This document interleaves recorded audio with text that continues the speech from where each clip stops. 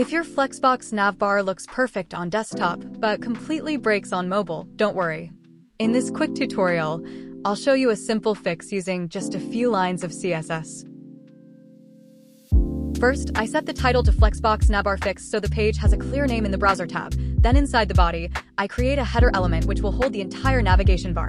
The first div is used for the logo text. After that, I add an unordered list to structure the navigation links. Each list item contains an anchor tag for the menu links like Home, About, Services, and Contact. This keeps the navbar organized and easy to style.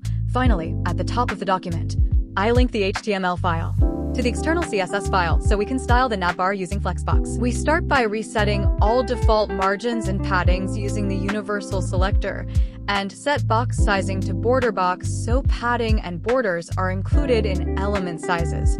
The body gets a light gray background and a clean system font. Next, the header is styled with a dark background, white text, and padding for spacing. We use display, flex, and justify content.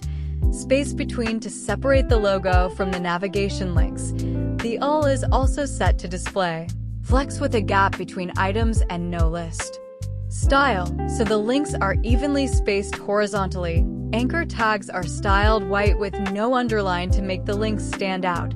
For mobile responsiveness, a media query is added for screens smaller than 600 pixels inside the query. The header switches to a column layout with a small gap and center alignment.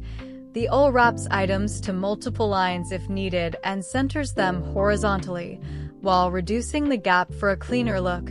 This makes the navbar fully responsive, looking great on both desktop and mobile devices. And there you have it, a fully responsive Flexbox navbar. If this helped you, hit subscribe and don't miss more quick coding tips.